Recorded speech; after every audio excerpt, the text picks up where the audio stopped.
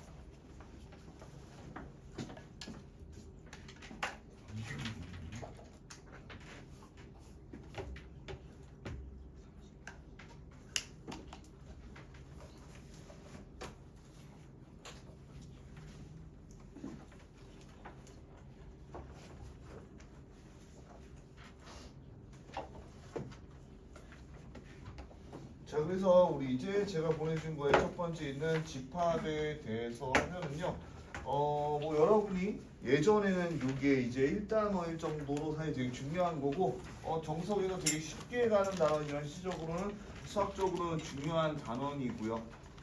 그렇게 해서 보면은 요거를 왜 배우냐라고 하면은 우리가 뭐 간단하게 얘기하면 이제 수학적인 체계에서 집합이라는 게 가장 중요한 정의로 쓰인다라고 생각해 주시면 좋을 것 같아요.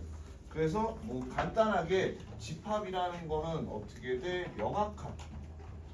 명확하다라는 말이 뭐 약간 좀 형 이상학적으로 들릴 수가 있는데, 기준이 존재하는 우리가 모임에 대해서 집합이다라고 합니다.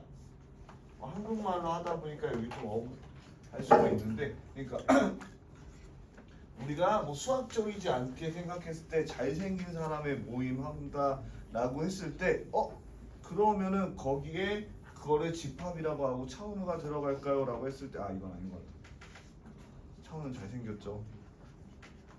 그게 이제 수습이 안 되지만 어쨌든 제가 하고 싶은 얘기는 그겁니다. 우리가 잘생겼다는 기준이 지구인 기준으로 잘생겼다고 할 수도 있고, 전 우주적으로 봤을 때는 어떻게 돼? 잘생긴 게 아닐 수도 있다라는 차원가 아니라 그냥 제가 라는 얘기. 어쨌든 그렇게 하기 때문에 우리가 확실하게 이거는 참이다 거짓이다 판단이 가능한 명제처럼 기준이 존재해야 된다라고 하고요. 그리고 원소라는 건 그 녀석을 하나하나 구성하는 요소를 얘기합니다. 그러니까 이런 거는 여러분들이 원래 다 알고 있는 거니까 그냥 쿨하게 알아들어 주시면 되고, 자, 그러면은 우리가 이제 집합에 있어서 우리가 원소와 집합 간의 관계를 나타내는 게 있어요.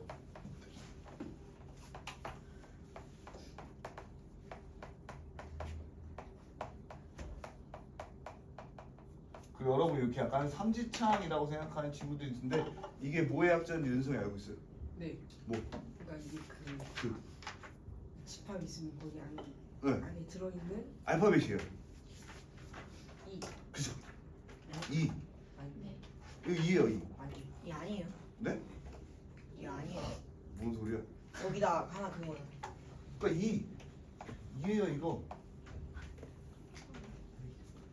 포함하다의 영어 이로 시작하는 거 뭐 있어요? 어쨌든 그거에 약자라서 앞에 이만 씁니다. 숫자예요. 잠깐만. 내가 영어를 진짜 진짜 못해서 그러니까 엔테인인데 그게 확실하지? 엔테인 맞을걸요? 어? 엔테인 맞아요. 오 잘하시네. 야, 그래서 어렸을 때 공부 잘 써.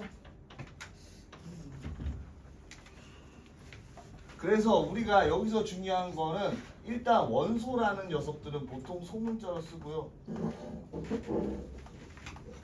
집합이라는 녀석은 보통 대문자로 쓰는데 우리가 여기 원소를 써주시고 여기 집합을 써주는 게 법칙이에요. 그러니까 원소 우리가 이 집합이 된다라는 게 특징적이고요. 그러면 집합이라는 거 여러분 이게 심하니까 집합이라는 건 보통 요렇게 대괄호를 쓰고 여기 안에 쓰는데 제가 약간 요런 예시를 줄여놨어요. 그러면은 얘는 집합이니까 당연히 틀린 게 되는 게 일반적이 돼야 되고요. 그런데 이 집합이라는 게 이제 문제가 어렵지 않다 보니까 꼼수로 요런 녀석을 놓는단 말이죠. 여기에 집합 안에 난 집합 2라는 녀석을 원소로 가질 거야. 그럼 이 경우에는 얘가 하나의 원소니까 또 포함이 되는 게 맞아요. 그러니까 어떻게 돼? 이런 거는 여러분이 그때그때 봐서 꼭 된다 안 된다가 아니라 우리가 얘가 원소인지 아닌지 따져가지고 하시면 된다라는 얘기고요. 문영이 잘 아시겠죠?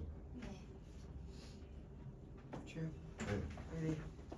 그러니까 이게 틀린 말이야 맞은 말이야. 맞는 말. 네. 그렇게 잘 알아두시면 됩니다. 자, 그래서 이제 집합에는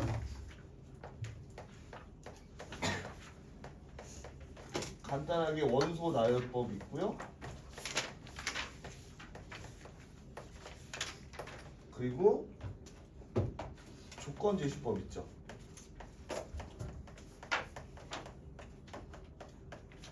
자, 그럼 조건 제시법이라는 게 사실 우리가 이제 미적분에서 혹은 여러분이 앞으로 그 다항함수 조건에서 많이 쓰입니다. 그리고 다항함수 조건뿐만 아니라 여러 문제 풀다 보면 조건 제시법이 되게 많이 나오죠. 그래서 원소 나열법은 말 그대로 내가 집합 안에 모든 원소를 나열하면 되기 때문에 여러분이 직관적으로 어려울 게 없는데 반해서 조건 제시법은 어떤 특징이 있냐? 첫 번째 우리가 대괄호 뒤에 내가 A면 A, B면 B, X면 X 요 녀석이 중요한 거예요. 그 다음에 그 다음에 짝대기를 그어준 다음에 이 조건에 대해서 FA다라고 이렇게 써주면은 내가 요 A가 나오는 녀석이 되는 거예요. 무슨 얘기냐면은 내가 X 원소인데 X는 2A 플러스 1이다. A는 자연수. 이렇게 되면 내가 A의 자연수를 전부 집어넣어서 그때 나오는 값 X가 원소가 되듯이 여기서 중요한 건 조건 제시법에서 얘가 원소라는 기호예요. 여러분들이 중요한 거는 요 가로 앞에 있는 녀석이 원소를 표시하는 녀석이다라는 게 중요하다라는 거죠.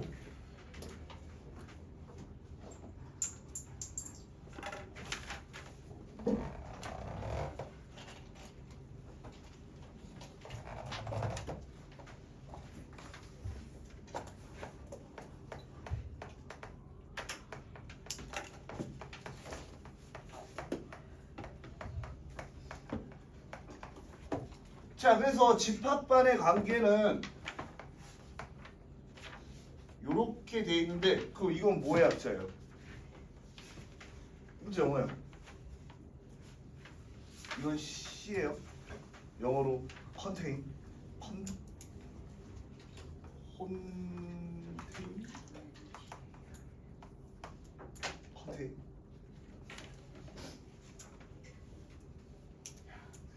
다 1등을 받고 있어요. 어렸을 때. 그러니까 니네가 그 뭐라 그래 하루 어느 정도 공부하는지 모르는데 저도 그 어렸을 때는 하루에 거의 뭐 잠자는 시간 빼고 항상 공부하고 했습니다. 친구가 없었어서. 그래요. 왕따는 아닌데 사실 그런 게 있었어요. 어렸을 때 그러면 안 되는데 이제 조금 모자란 친구들 있잖아요. 그런 친구들이 이제 너무 답답한 나머지 그런 친구들을 조금 그 양심적으로 손을 봐줬더니 애들이 약한 애들을 괴롭힌다고 이제 친구를 안 해줬어요.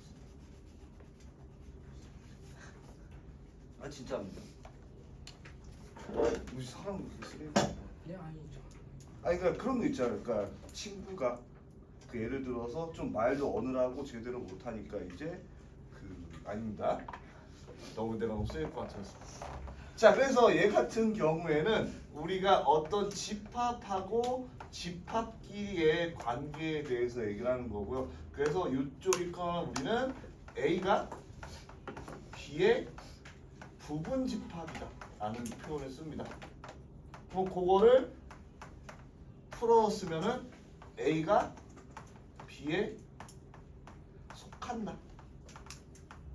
좀 더 전문적인 용어로 하면 포함된다라는 말을 써주시면 되고요.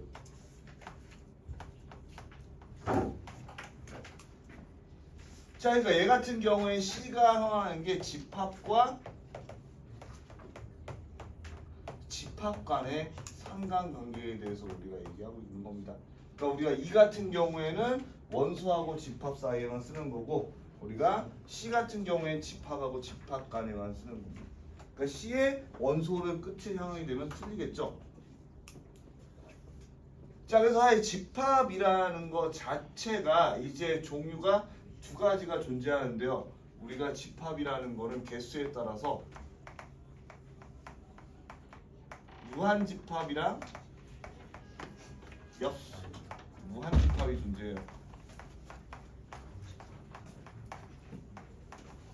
사실 유한집합 같은 경우에는 우리가 당연히 상관관계를 크게 따질 수가 있겠죠. 왜냐면은 내가 A라는 집합이 1, 2가 있고 B라는 집합 1, 2, 3이 있으면 어떻게 돼? A가 B에 포함된다는 걸 손쉽게 알 수 있어. 그런데 기본적으로 요 무한집합에 대한 정의 때문에 이 집합론이 중요한 거예요. 무슨 얘기냐면은 여러분이 이렇게 생각을 해볼게요. 보통 이거는 수학적으로 쓰는 건데 대문자 n은 자연수의 집합이다라고 우리가 정의를 합니다.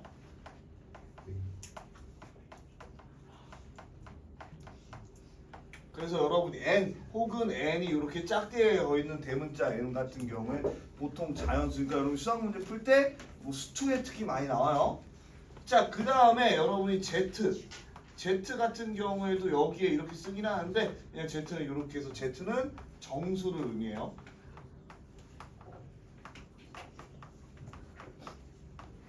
자, 그리고 Q 같은 경우에는 유리수를 의미합니다.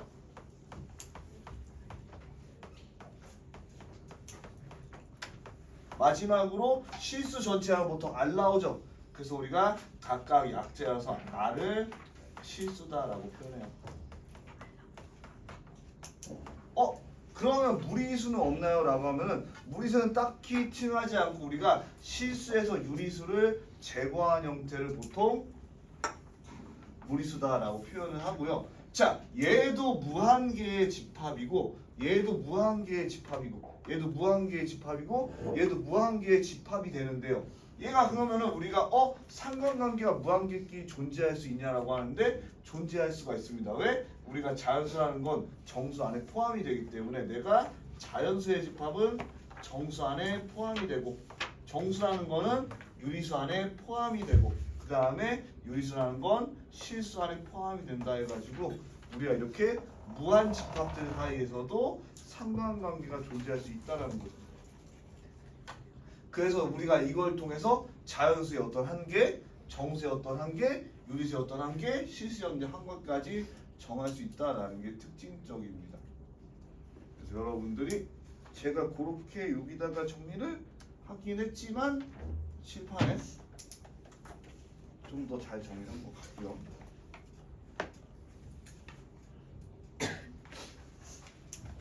문제는 뭐 이렇게 복잡하거나 어려운 개념이 있는 건 아니고 그냥 여러분들이 이런 식으로 알아두면 수학하는데 좀 더 재미가 있지 않을까라는 생각을 하면서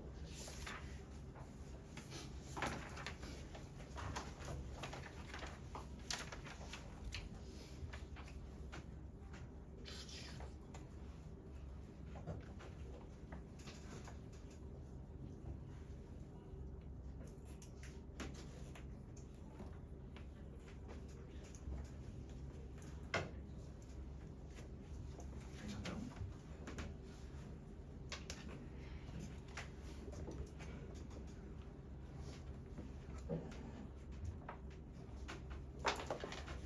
자, 다음으로 넘어가서 문제 5-1번을 보도록 하겠습니다.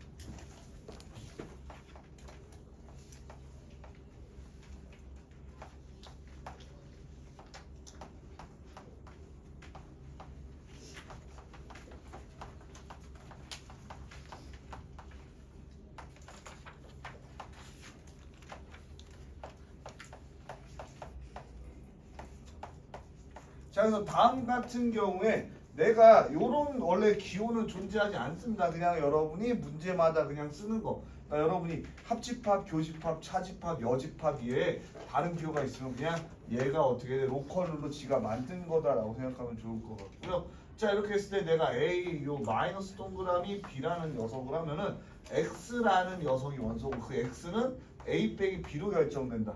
그런데 A는 요 앞에 있는 녀석이 중요한 거예요. 그러니까 A라는 건 요 위치가 A로 돼 있고 B라는 건 B가 위치로 되어 있다라는 상태고요. 그럴 때 A는 1, 2, 3, 4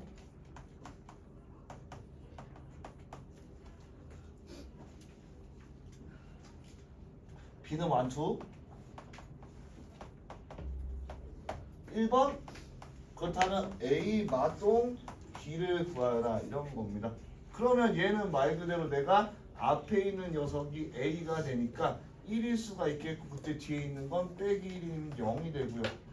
1 빼기 2면은 마이너스 1 이렇게 되겠죠. 그 다음에 다시 2 빼기 1이면 1 2 빼기 2면은 0 그러면 결과적으로 우리가 얘를 어떻게 돼? 마이너스 1 0 그 다음에 1 3 빼기 1하면은 2 4 빼기 1하면은 3까지 가능하겠다고 여러분이 유추해서 그냥 써줄 수가 있겠죠. 그래서 뭐 집합은 이렇게 여러분이 축축축 간단하게 해주시면 되고 과제 많이 안 했어요? 네, 아니죠. 아니 많이 안 했었지. 충분히 이해합니다. 준수가 안 온다는 게 왜 하나요? 아니 안 오고 올 것 같은데 왜 안 오지? 잠깐만요. 이거 풀고 제가 잠깐 확인 좀 해볼게요. 어머니한테 전화한다고? 준수가 일식을 한대요. 네? 네? 일식을 한다고요? 일식을 한다고. 어디 갔나 보죠? 제가 잠깐 요 문제 3번까지 풀고 잠깐만 전화 좀 해보죠. 자, 그래서 B 빼기 A라는 거는 우리가 여기 이 그대로가 아니라 이 순서가 중요하다고 했으니까 이제 이거 어떻게 돼? A 자리에 B가 들어간다라는 거죠. 그러니까 내가 1 빼기 1, 1 빼기 2, 1 빼기 3, 1 빼기 4. 그 다음에 2 빼기 1, 2 빼기 2, 2 빼기 3, 2 빼기 4를 한다라는 거죠. 그러면 가능한 원소는요. 보통 음수부터 써주는 게 좋으니까 마이너스 3, 마이너스 2, 마이너스 1, 0, 1까지 가능하겠다 이렇게 써줄 수가 있고요.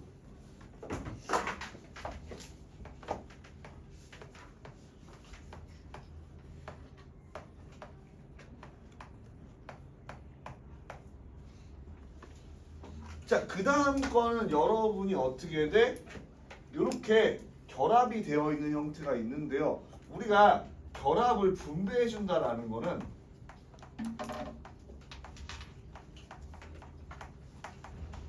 다항식에서 가능했던 겁니다. 그러면 새로운 법칙에 대해서는 여러분이 성립하지 않을 수가 있기 때문에 순서대로 풀어주시는 게 중요해요.